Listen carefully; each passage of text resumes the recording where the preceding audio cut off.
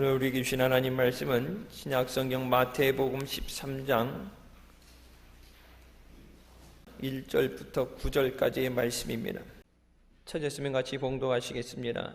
그날에 예수께서 집에서 나가사 바닷가에 앉으심에 큰 무리가 그에게로 모여들거늘 예수께서 배에 올라가 앉으시고 온 무리는 해변에 섰더니 예수께서 비유로 여러 가지를 저희에게 말씀하여 가라사대 씨를 뿌리는 자가 뿌리러 나가서 뿌릴새 더러는 길가에 떨어짐에 새들이 와서 먹어버렸고 더러는 흙이 얇은 돌밭에 떨어짐에 흙이 깊지 아니하므로 곧 싹이 나오나 해가 돋은 후에 타져서 뿌리가 없으므로 말랐고 더러는 가시떨기 위에 떨어짐에 가시가 자라서 기운을 막았고 더러는 좋은 땅에 떨어짐에 혹 100배, 혹 60배, 혹 30배의 결실을 하였느니라.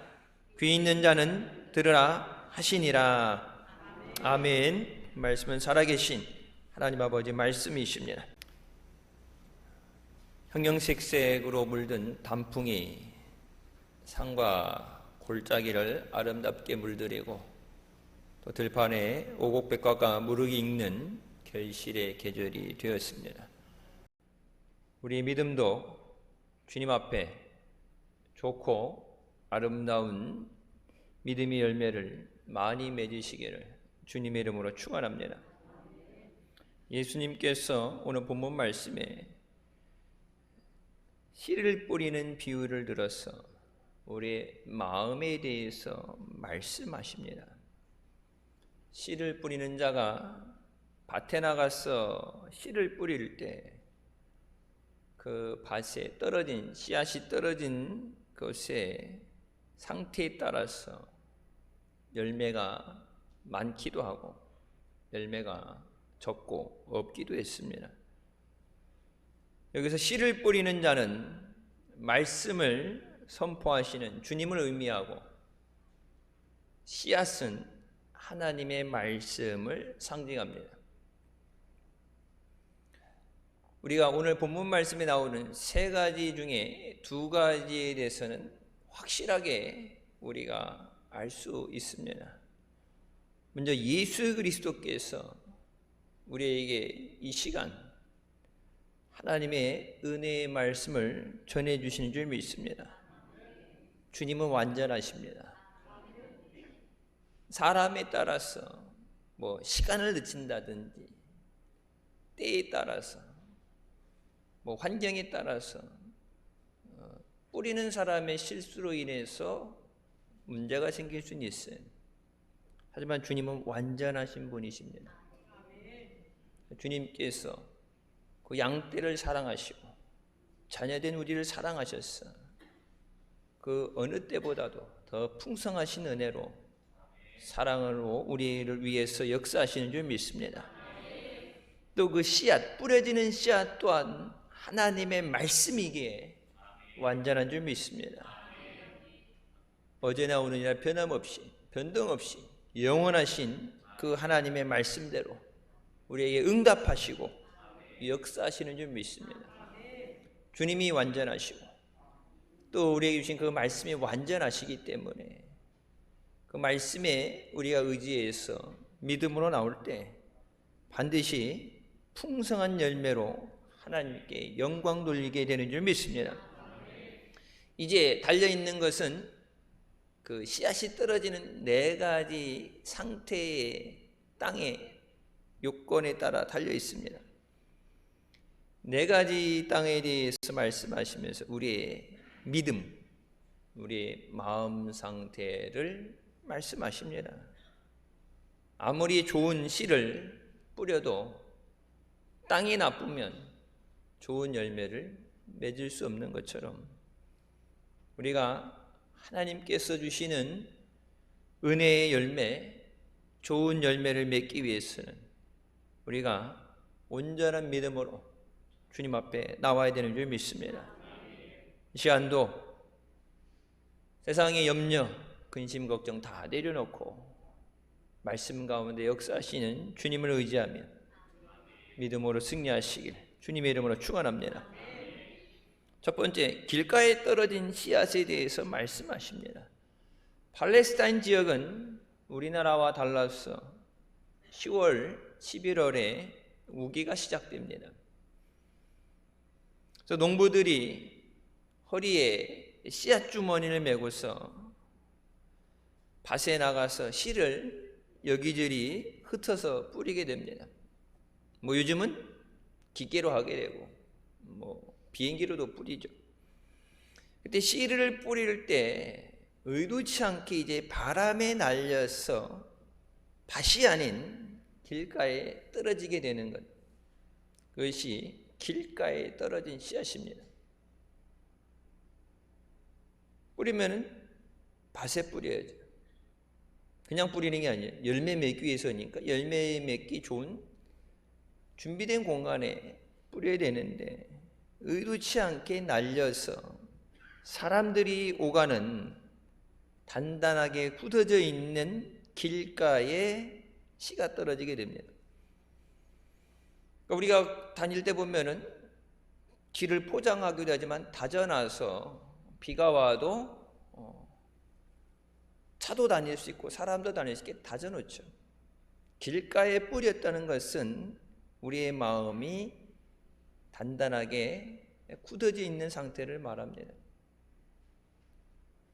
길가에 떨어지게 되면 땅이 단단하기 때문에 그 땅을 헤집고 들어가지 못하면 뿌리를 내릴 수 없어요.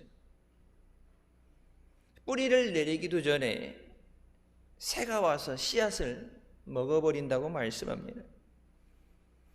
예수님께서 이제 오늘 본문 말씀 1절부터 9절 말씀 나오고 뒤에 제자들과 따로 있을 때 이 비유의 말씀에 대해서 설명해 주실 때는 말씀을 주셨는데 그 말씀을 빼앗아간다, 마귀가 와서 빼앗아간다 말씀하죠. 악한 자가 와서 열 뿌리 내리고 열매 맺지 못하도록 뺏어간다. 하나님 말씀을 사모하며 나왔는데 하나님이 말씀 가운데 은혜 주시고 말씀 가운데 고쳐주시고 말씀 가운데 역사하시는데 그 말씀이 우리 삶에 열매를 맺지 못하도록 악한 자가 와서 빼앗아간다. 그래서 우리가 성회를 앞두고 기도할 때도 기도하는 게 뭐예요? 하나님이 주시는 은혜를 사모해서 은혜 받아야죠. 근데 그 받은 은혜를 빼앗기면 안 돼요. 21일 기도하고 40일 기도해서 은혜 받았다고 응답 받았다고 그러는데 응답 받은 지 하루 만에 뺏기면 어떻게 되겠어요? 안 받은 거랑 똑같단 말이에요. 그래서 새가 와서 씨앗을 먹어버리는 것에 대해서 악한 자가 와서 하나님의 말씀이 우리 삶에 열매 맺지 못하도록 그것을 빼앗아가 버린다. 우리의 마음이 굳어져서 말씀을 듣고도 깨닫지 못할 때 사탄에게 그 하나님의 은혜를 빼앗기게 됩니다. 길가는 세상에서 우리가 많은 일들을 겪은 결과 마음이 굳어질 대로 굳어진 상태예요. 믿던 사람한테 배신도 당해보고 상처도 받아보고 사기도 당해보고 그리고 세상에 믿을 놈 없다, 믿는 도끼에 발등 찍혔다, 그리고 이런저런 것 때문에 마음에 상처 많이 받게 되면 여러분 어때요? 무슨 일이 있고 나면은 다짐을 하죠. 내가 다시는 속지 않는다, 다시는 내가 믿지 않는다. 세상에서 내가 살기 위해서 본능적으로 하는 거예요.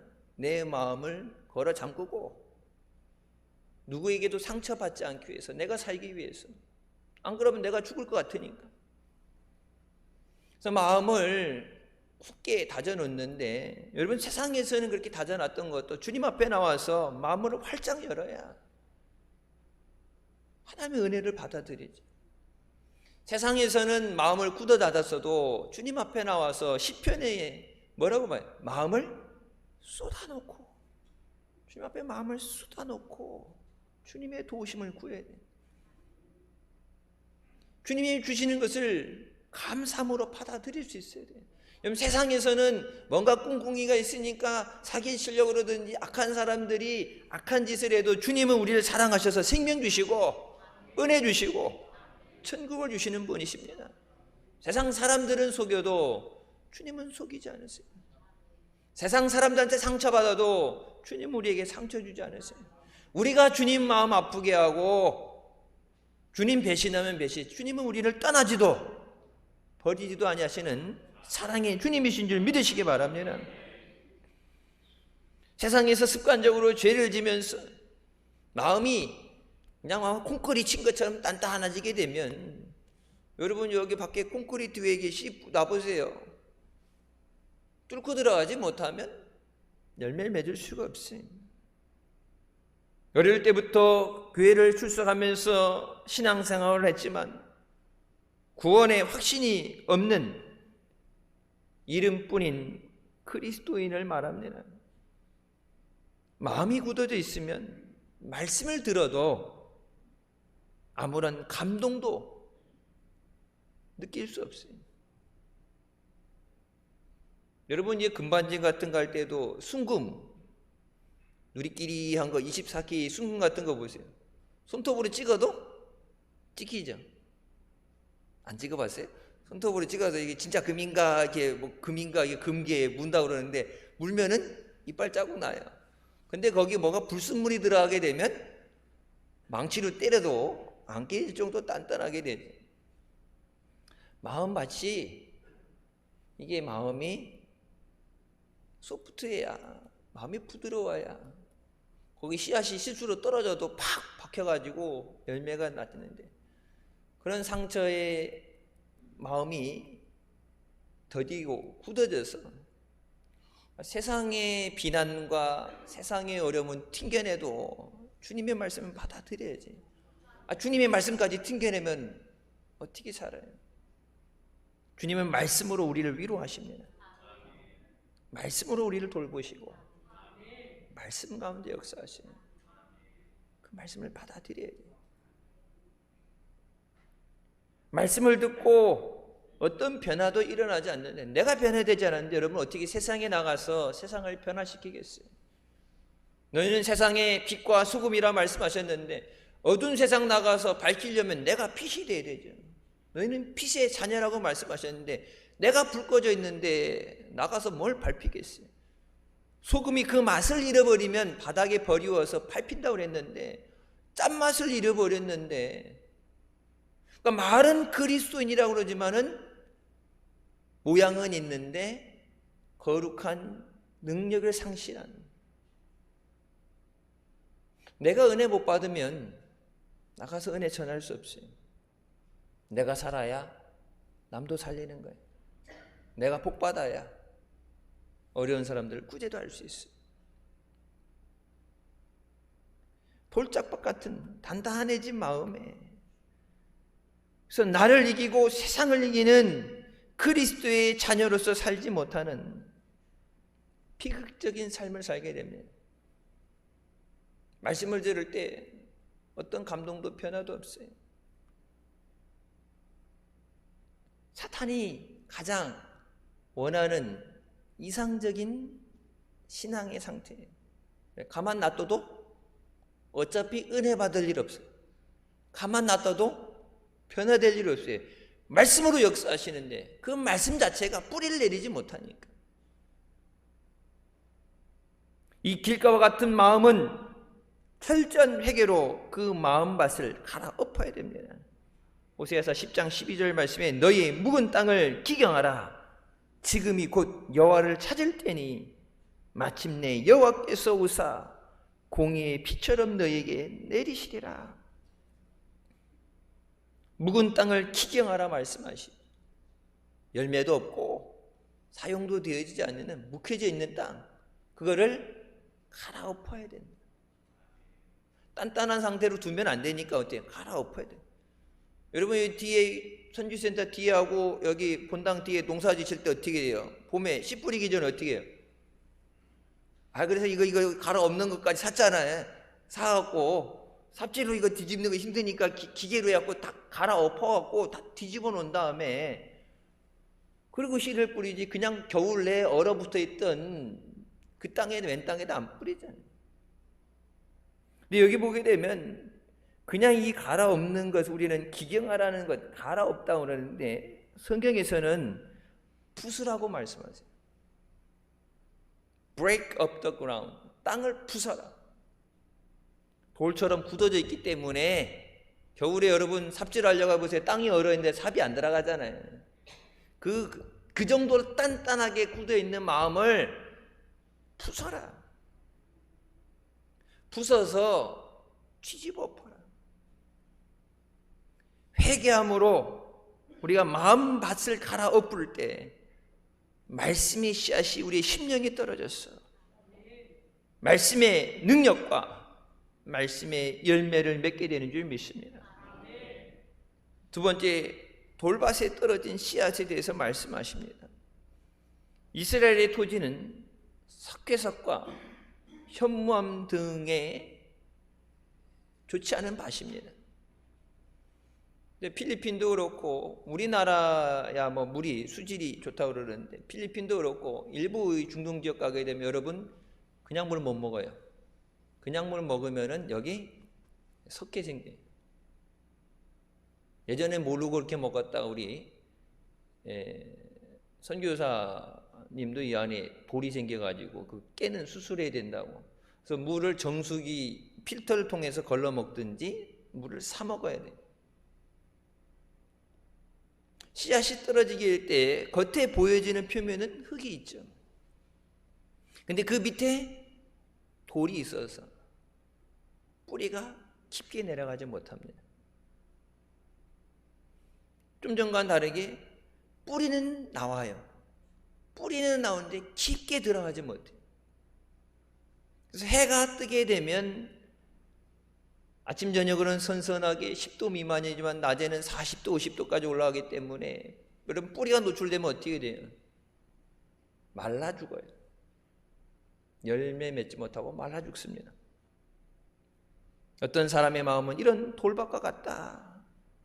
말씀을 들을 때는 기쁨으로 받습니다. 은혜 생활 잘해요.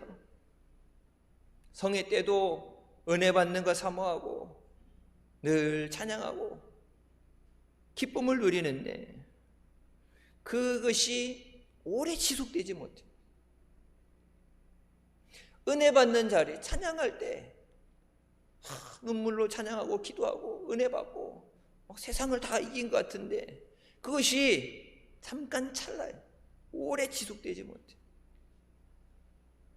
옛날에 여러분 수련회 코로나 전에 이렇게 가보면 가기 싫어서 억지로 잡혀와서 끌려가는 놈 아니면 은혜 받아요. 예배 시간에 자기 두지 않으니까. 여러분 세상과 완전히 단절돼서 산속에 들어가서 2박 3일 동안 핸드폰 출발하기 전에 다 핸드폰 받아가지고 핸드폰 두고 가지. 세상에 무슨 난리가 났는지도 모르고 핸드폰으로 오락도 못하고 까똑도 안 오고 산골짜기 다람쥐뿐이 없는데 가서 아침 눈 뜨면 밥 먹이고 예배드리고 또 저녁 점심때 밥 먹이고 예배드리고 저녁에 밥 먹이고 예배, 하루 3번 일주일에 주일 낮에 와서 한 번 간신히 예배 들어가는데 아침 점심 저녁으로 예배를 하고 찬양도 막 1시간씩 하고 기도도 1시간씩이니까 은혜 안 받을래 안 받을 수가 없어요. 예전에 교회차 타고 출발하는데 요 앞에 신호등에서 이렇게 신호 받아야 되잖아요. 그 잠깐 신호에 버스 기사한테 아저씨 문 좀 열어주세요 하고 거기 횡단보도 앞에서 도망가는 놈을 제가 잡아서 태웠거든요. 왜 그랬더니 자긴 가기 싫은데 수련회 간다고 자기는 안 했는데 엄마가 이미 돈을 다 냈어. 그리고 아침에 끌고 가가지고 인수인계에서 차에 태우는 것까지 봤어. 그래갖고 그 엄마가 안도에 숨 쉬고 갔는데 엄마 가는 거 보고서 횡단보도 여기 버스 신호 횡단보도 신호에서 아저씨 문 좀 열어주세요 그러니까 그 아저씨가 또 이제 뭐 두고 왔다고 그랬든지 뭐 급하다고 화장실에 했다든지 열어주니까 도망가려고 그랬는데 제가 버스 뒤에 항상 이게 에스코트 타고 따라가잖아요. 얼른 차 세우고 가서 잡아가지고 다시 차에다 집어넣었죠. 오죽 가기 싫으면 그랬겠어. 여러분, 그렇게 가기 싫었던 놈이 가서 첫날 깨져가지고 눈물 범벅이 되었고, 뒤에서 이제 등에 이제 여자애들은 뒤에다 이렇게 머리나 등에 손을 얹고 남자애들은 내가 이렇게 안아주고 기도하면서 해주는데 막 내 여기다 막 눈물 콧물 다 묻히면서 막 안 갔으면 어떨 뻔했어. 그렇게 은혜 받고 왔는데 여러분, 수련회 딱 나오면 은혜도 딱 끝나요. 핸드폰 돌려주는 순간 은혜도 끝나. 세상에 내려와서 친구들 만나고 그렇게 하면서 또 그 은혜가 끝나. 어떻게 받은 은혜인데 참 힘들게. 그러면 그게 뭐 안 돼도 한 달이라도 좀 지속이 되면 믿을만하다, 은혜 누릴 텐데 그걸 오래 가지 못해요. 일시적인 감동과 흥분 가운데 말씀을 받아요. 근데 내 마음의 상처, 또 집에 돌아왔을 때, 세상으로 돌아갔을 때 앞에 있는 그 문제들을 보게 될 때 그 기쁨이 사라지게 됩니다. 말씀이 채 뿌리를 내리기 전에 어려움이 오게 될 때 주저앉게 돼요. 이런 믿음을 갖고 있는 사람은 은혜를 못 받는 거 아니에요. 은혜를 받는데 상황에 따라서 감사하다가 불평하다, 이것이 반복하는 삶을 살아요.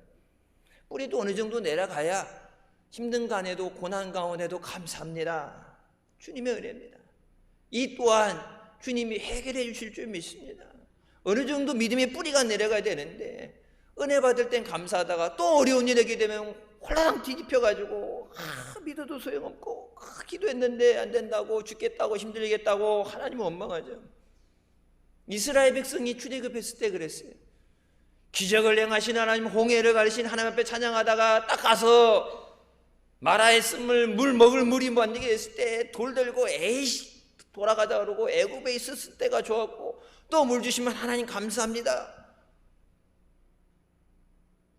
맨날 만나만 먹다가 어떻게 만나만 먹고 사냐고, 사람이 고기도 먹어야지. 애굽에 있을 땐 고기 그것도 먹다 남은 거 찌꺼기 먹었으면서 고기라도 먹어야지 사람이 살지.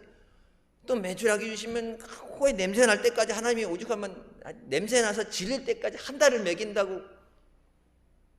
그러면 뭐 어떤 오기는 하나님을 찬양하라 그러다가 또 힘든 생이 어떻게 돼요? 팔딱 뒤집혀가지고 하나님이 뭐고 애굽으로 돌아가자고. 믿음의 뿌리를 깊게 내리지 못하면 상황에 따라서 왔다 갔다 해요. 감사하지 않는 게 아니에요. 감사해요. 근데 쉽게 원망해요. 주님 앞에 제가 죽도록 충성하겠습니다 하다가도 쉽게 때려쳐요. 포기해요. 하나님만 바라봐야 되는데 눈에 보여지는 게 너무 많아요. 예수님께서 예루살렘에 입성하실 때 수많은 사람들이 호산나 다윗의 자손으로 오시는 이여 주님 앞에 환호합니다.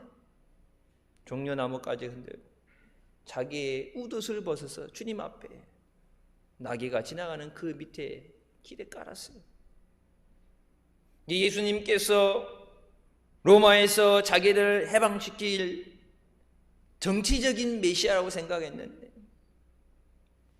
예수님은 그것과 상관없고 우리의 죄를 위해 오신 그 메시아라는 건 내가 생각했던 예수 그리스도가 아니야. 내가 원했던 메시아가 아닐 때 여러분, 그 똑같은 사람들이 예수님을 십자가에 못 박으라고 소리칩니다. 로마 군사들이 그렇게 했어요. 예수님 따라다니면 수많은 기적을 보고 5,000명 먹일 때 거기 앉아서 빵 조각이라도 하나 먹었던 사람이 예수님 십자가에 못 박으라고 소리치는 사람이 됐어요. 은혜 받았던 사람이 예수님 앞에 원망하는 사람이 됩니다. 믿음의 뿌리를 내리지 못하면 구원의 열매를 맺을 수가 없어요. 안 있는 사람이 어디 있겠어요? 다 힘들어요. 과거에 상처 없는 사람 없게 다 상처 있어요. 근데 그것 때문에 하나님이 지금 내게 주신 은혜를 뺏기면 안 돼요. 앞으로 주실 풍성하신 열매를 과거에 있었던 것 때문에 거기 매여서 뺏기면 안 돼. 여러분, 그것들, 우리 삶에 하나님이 주시는 은혜를 빼앗아가는 그것들을 모두 내려놓으시길 주님의 이름으로 축원합니다. 마음맛에 있는 이 돌덩이들을 제거하지 않으면 뿌리 내리지 못하고 열매 맺을 수 없어요. 그래서 여러분, 땅 이렇게 갈아엎을 때도 갈아엎다 보면은 이만 자갈 같은 거 돌덩이들 나오면 어떻게 돼요? 그냥 두지 않고 그거 빼서 한 군데 모아서 치죠. 여기 옆에도 던져 놓든지, 그리고 나중에 모아서 그걸 담을 쌓든지 뭐 물고랑을 내든지, 그냥 돌리는 상태를 안 두죠. 왜? 돌을 반드시 쳐버려요. 열매 맺는데 걸림돌이 되니까. 돌밭과 같은 우리의 마음을 갈아엎고 하나님이 주시는 은혜를 사모해야 돼요. 여호와의 말씀이니라 내 말이 불 같지 아니하냐, 바위를 쳐서 부스러뜨리는 방망이 같지 아니하냐. 예레미야 23장 말씀처럼 하나님 말씀은 돌을 부수는 방망이라고 그랬죠. 내 마음에 돌짝 같은 것, 뿌리 내리지 못하게 하고 은혜를 누리지 못하게 하는 그것들, 하나님의 말씀의 방망이로 이 시간 부숴주시옵소서. 죄 회개하고 나서 내 삶에 온전히 열매 맺지 못하게 하는 것들, 내 힘으로는 안 되죠. 말씀의 방망이로 부숴주시옵소서. 내가 온전히 깨지게 하여 주셔서 하나님의 그 은혜를, 풍성하신 은혜를 온전히 누리게 하여 주시옵소서. 세 번째, 가시떨기 밭에 떨어진 씨앗에 대해 말씀하십니다. 가시떨기는 곡식보다 성정력과 번식력이 왕성해서 곡식의 영양분을 빼앗아 먹고 그것도 모자라서 햇빛까지 막아서 곡식이 열매 맺지 못하도록 방해합니다. 여러분, 나무 보면은 밑에서 이렇게 올가매면서 올라가면서 나무 숨통을 죽인다 그러죠. 햇빛을 가려서 햇빛을 받지 못하게 하고 영양분 뺏어 먹고, 그냥 영양분 뺏어 먹는 정도도 아니고 나는, 자기는 살고 옆에 있는 나무는 죽여버리죠. 넝쿨로 감싸가지고 더 자라지 못하게 하고 햇빛도 못 받게 하고 가지도 못 벗어나고 죽여버려요.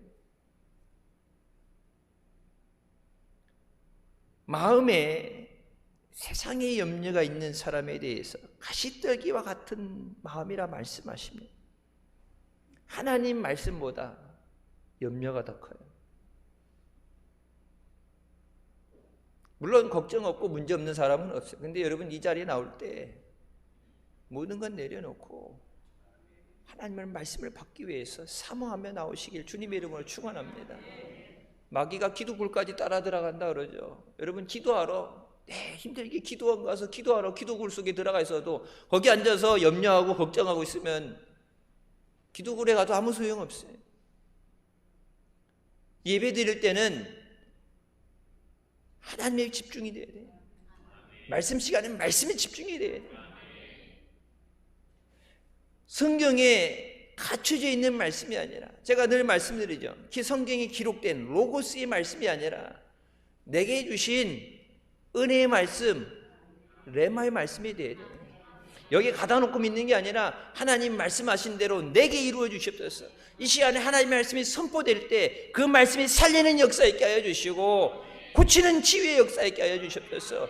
말씀으로 역사하시고 말씀으로 천지를 창조하셨는데, 여러분, 그 말씀을 선포하는데, 말씀 은혜 받으러 왔는데 은혜 받고 가야죠. 마귀에게 빼앗기면 안 돼. 그 모든 건 내려놓고서 내게 말씀하시옵소서. 그 말씀대로 이루어질 줄 믿습니다. 마음의 세상에 염려가 가득 차 있을 때 하나님 말씀을 주시는데, 말씀을 듣는데 걱정이 더 커요. 예배 드리면서도 은혜 받는데 집중을 못해요. 일을 어떡하나, 안 되면 어떡하나. 몸은 여기 와 있는데 마음은 딴 데가 있죠. 마귀가 은혜 받지 못하게 하는 것은, 여러분, 예배 자리에 못 나오기도 하지만 예배 자리에 나왔는데 말씀을 못 듣게 하는 거예요. 말씀을 잘 들어도 그 말씀이 내 삶 가운데 행함을 통해서 열매 맺어야 되는데, 듣는 건 잘 듣는데 안 하면 소용없어. 그러니까 마귀는 어떻게든지 죽기 살기로 달라드는데, 하나님 말씀을 들을 때 감사절이잖아요. 감사해서 다 주님의 은혜입니다 생각해야 되는데, 지금 죽겠는데, 힘들인데, 올해는 왜 이렇게 힘들어? 들어놈의 세상. 그러니까 감사해야 된다는 감사절에 생각해 보니까 더 불평이 나와요. 지금까지 지내온 거 주의 크신 은혜라. 은혜 생각해야 되네. 지금까지 살아온 거 보니까 고난투성이었구나. 그러니까 여러분 감사드릴 때 얼굴 딱 보면은 감사한 마음이 있어야 되는데, 세상 모든 십자가 혼자 지고서 죽을 것 같은데, 그래서 목사도 딱 하다가 잘못 건드리면 빵 터질 것 같아서 위험한 시한폭탄, 물론 여기는 없고 어디 딴 데 있겠지만 여기는 없고, 하나님은 말씀으로 우리에게 은혜 주신 줄 믿습니다. 성경에 돈을 사랑함이 일만하게 뿌리가 되나니 이것을 탐내는 자가 미혹을 받아서 믿음에서 떠나 많은 근심으로 자기를 찔렀도다. 유혹을 받아서 많은 걸 누리려 하는데 그것이 내 자신을 찌르게 된다. 그러니까 다른 사람에게 상처받는 것 어때지만 내 스스로 나를 힘들게 하는 사람들이 있어요. 이스라엘 백성이 하나님을 섬기다가 우상을 같이 겸하여 생기게 되죠. 여러분 그게 뭡니까?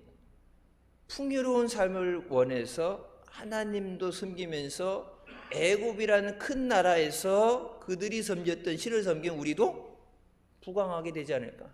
가나안 땅에 갔을 때 풍요로운 것에 많은 걸 누리니까 그들이 섬기는 신도 섬긴 우리가 잘 먹고 잘 살게 되지 않을까? 그러니까 하나님을 버린 건 떠난 건 아닌데 하나님도 섬기면서 좀 더 나은 삶을 위해서 우상까지 겸해서 섬겼어요. 여러분 돈을 죄악시하라는 게 아니에요. 한국은행에서 돈 찍어낼 때 이것은 악한 일에 쓰여질 돈, 더러운 돈, 이것은 거룩한 것에 쓰여질 것, 그 돈을 구별해서 찍어내지는 않죠. 그걸 어떻게 구별해요? 돈은 은행에서 똑같이 나와요. 근데 그거를 선한 곳에 쓰느냐 나쁜 곳에 쓰느냐, 쓰여지는 용도에 따라서 틀려지는 거지. 그래갖고 이제 몰래 저기 바카스 방에다 넣어가지고 뇌물로 쥐어주면 나쁜 돈이 되는 거고, 어려운 사람들을 위해서 써주세요, 자기 이름 없이 그런 사람들이 써지면 돈이 선한 곳에 쓰여지는 거예요.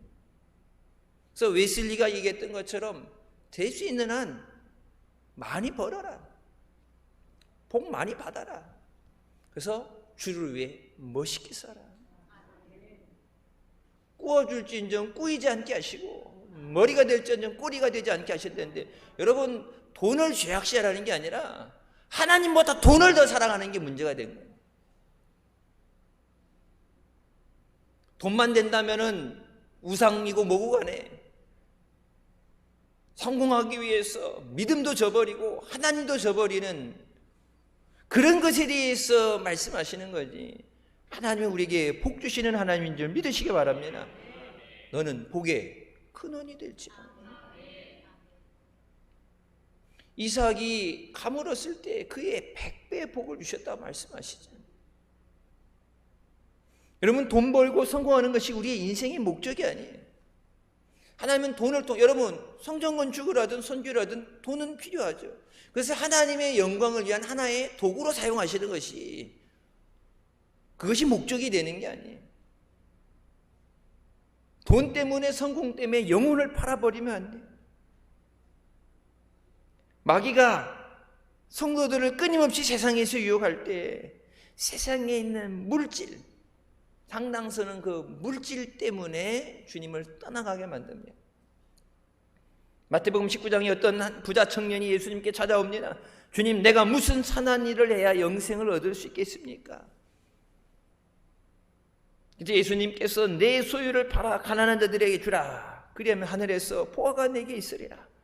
그리고 와서 나를 따르라고 말씀하십니다. 그때 이 청년이 물질을 포기할 수 없으니까 낙심해서 예수님을 떠나갔어요. 염려가 없는 사람은 세상에 없어요. 하나님은 물질의 복도 주십니다. 하늘의 문을 열고 쌓아놓을 것이 없도록 복을 부어주신다고 약속하십니다. 부자인 게 잘못도 아니에요. 문제는 재물에 대한 염려로 인해서 하나님을 바라보지 못하는 것과 재물이 우상이 되는 거예요.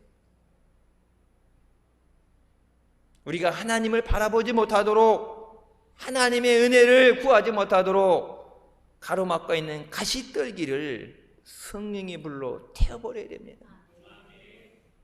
죄도 그렇고 내 마음의 상처, 교만, 그리고 이 모든 세상의 유혹, 이 모든 것들 다 정리해버려서 하나님의 주신 은혜를 온전히 받아 누릴 수 있어요.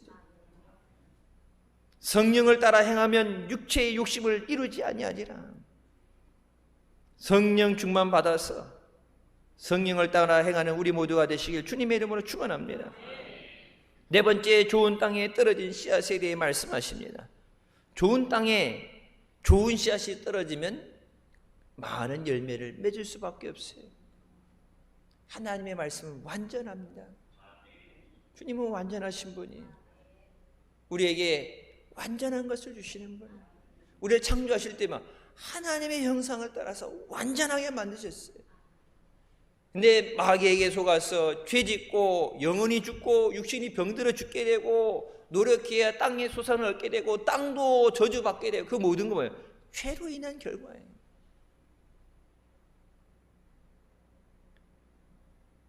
하나님 앞에 마음이 온유하고 겸손한 사람, 언제나 감사하는 사람이 풍성한 열매를 맺는 사람인 줄 믿으시기 바랍니다.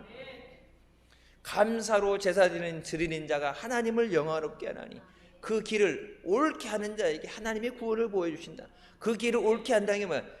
He prepares the way. 그 길을 예비하는 자. 그 길이 어떤 길이? 하나님의 구원이 임하는 길을 예비한 자에게 하나님의 구원이 임하게 된다.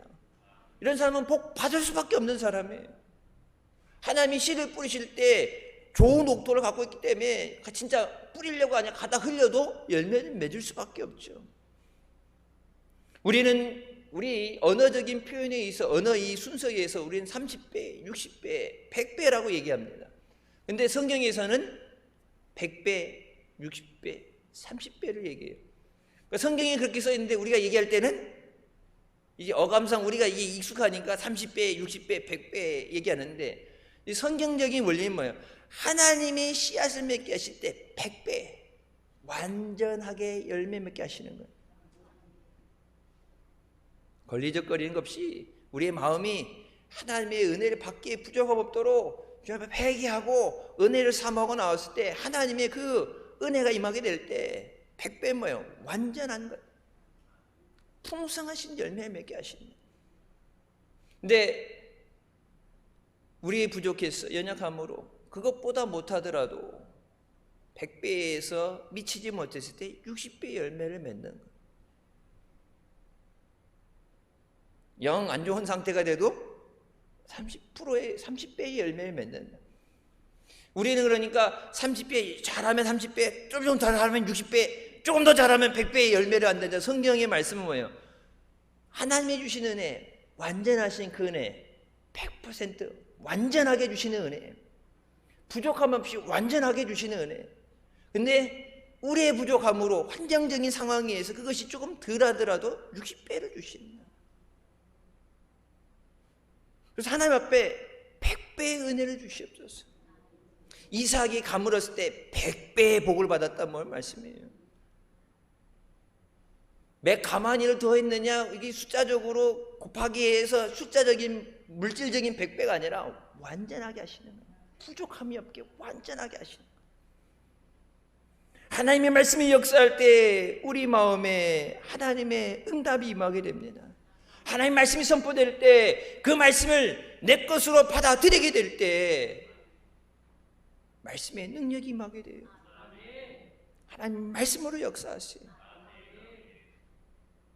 여러분, 사람들한테 가서 위로받으려면 그 위로 아무것도 해결 못 해주죠.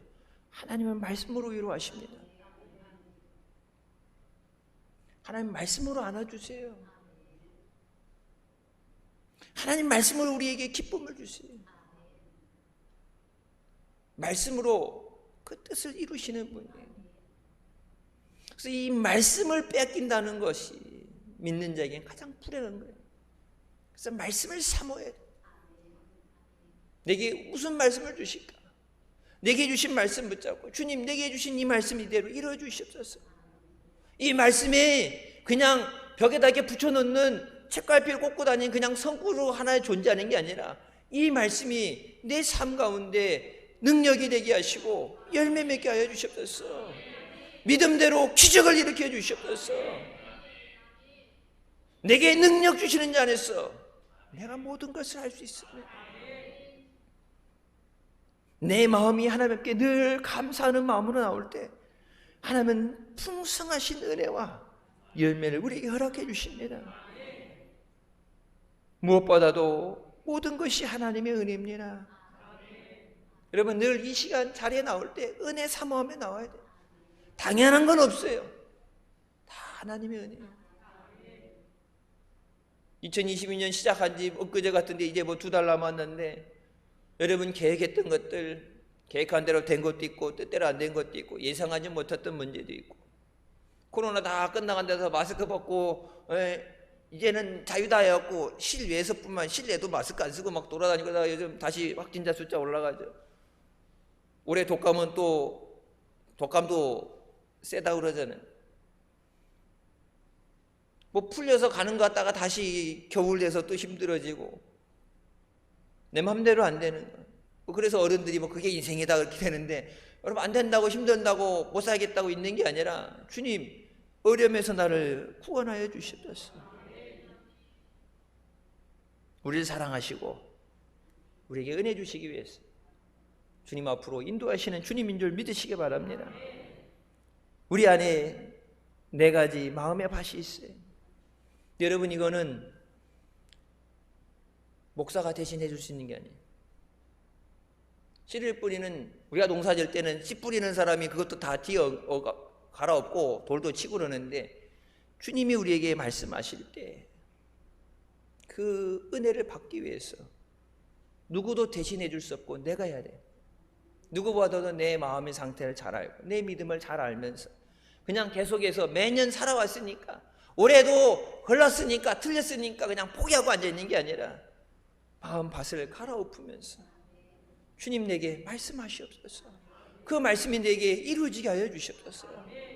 주님이 주신 은혜를 열매 맺지 못하게 하는 주님 앞에 하나님과 나 사이에 담이 되는 이 죄악을 주님 용서하여 주시옵소서. 내 마음에 있는 상처들, 열매 맺지 못하게 하는 이 모든 것들 말씀의 방망이로 부숴주시고 성령의 불로 태워주셔서 하나님의 기뻐하시는 열매 맺는, 주님께 영광 돌리고 기쁨을 누리는 우리가 되게 하여 주시옵소서. 그래서 우리 안에 의의 열매, 빛의 열매, 성령의 열매를 풍성히 맺어서 하나님께 영광 돌리고 주님이 기뻐하시는 기적의 주인공 되시기를 주님의 이름으로 축원합니다. 기도하시겠습니다. 사랑의 주님 은혜 감사드립니다. 죽을 수밖에 없는 우리를 죄 가운데 구하여 주시고 이 시간도 은혜 삼음에 주님 앞에 나오 계시니 감사합니다.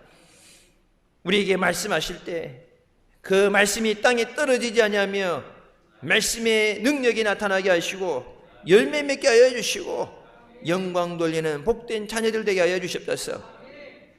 세상 염려 때문에, 걱정 때문에 하나님의 은혜를 빼앗기지 않게 하여 주시고 모든 건 내려놓고 주님 의지하며 나온 사랑하는 자녀들에게 하나님의 은혜로 충만히 채워주시고 능력의 손으로 붙잡아 주셨어.